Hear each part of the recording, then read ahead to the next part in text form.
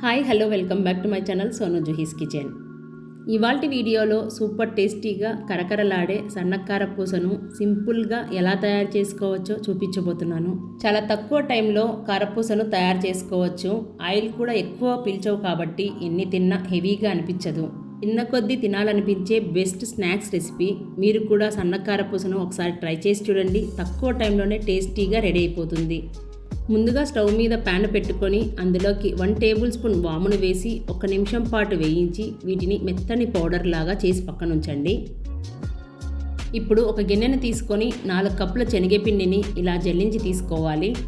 అలాగే 2 కప్పుల బియ్యపిండిని తీసుకోండి. మీరు అచ్చం బయట కొన్నట్టే సన్నటి సేవ్ చేయాలంటే శనగపిండితో చేస్తారు. లేదంటే టేస్టీగా ఎక్స్ట్రా క్రిస్పీగా సన్నటి కారపూస చేయాలంటే ఇక్కడ చూపించినట్లుగా 4 కప్పుల శనగపిండికి 2 కప్పుల బియ్యపిండిని తీసుకోండి.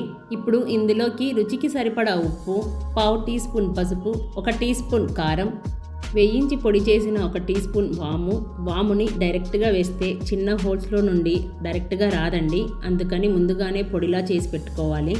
వీటన్నిటినీ ఒకసారి బాగా కలపండి. ఇలా పొడి పిండిలోనే ఉప్పు, కారం, పసుపు బాగా కలిపాక 1 టేబుల్ స్పూన్ బటర్ని తీసుకోవాలి. ఇలా బటర్ని తీసుకొని పిండిని బాగా పట్టిస్తూ కొంచెం రబ్ చేసినట్లు పిండి మొత్తాన్ని బాగా కలుపుకోవాలి. మీరు కావాలంటే ఈ బటర్కి బదులుగా కొంచెం నెయ్యిని కానీ అలాగే నూనెని కానీ వేడి చేసైనా తీసుకోవచ్చు. ఇలా అంతా కలిసాక బాగా కలుపుకున్న తర్వాత ఇప్పుడు ఇందులోకి గోరువెచ్చని నీళ్లను కొంచెం కొంచెంగా వేసుకుంటూ బాగా కలపండి.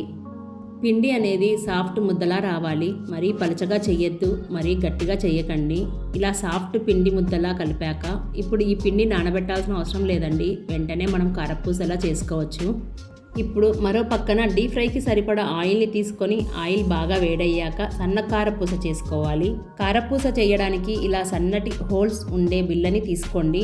ఇప్పుడు దీన్ని జంతికల గొట్టానికి సెట్ చేసి కొంచెం ఆయిల్ని అప్లై చేయండి. ఇలా కొంచెం ఆయిల్ రాయడం వలన పిండి అనేది అతుక్కోకుండా ఈజీగా వస్తుంది.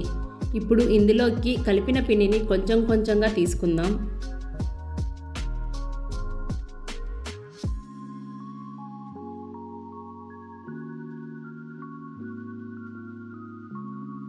మీరు డైరెక్ట్గా ఆయిల్లో వేసేటప్పుడు ఫ్లేమ్ని లో ఫ్లేమ్లో పెట్టుకొని నేను చూపించిన విధంగా రౌండ్గా తీసుకుంటూ పొగలుగా వస్తాయి.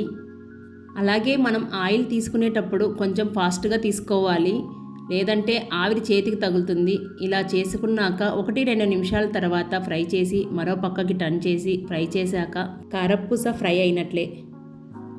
ఆవిరి అనేది చేతికి తగలకుండా ఉండాలంటే మీరు ఏదైనా కర్చీఫ్ని కట్టుకొనైనా చేసుకోవచ్చు.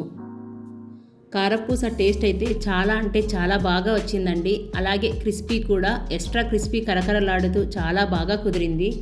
చాలా తక్కువ టైంలో కారపూసను చేసుకోవచ్చు. ఆయిల్ కూడా ఎక్కువ పీల్చవు కాబట్టి ఎన్ని తిన్నా హెవీగా అనిపించదండి. చివరగా గార్నిష్ కోసం కొంచెం కరివేపాకును ఫ్రై చేసి తీసుకున్నాను.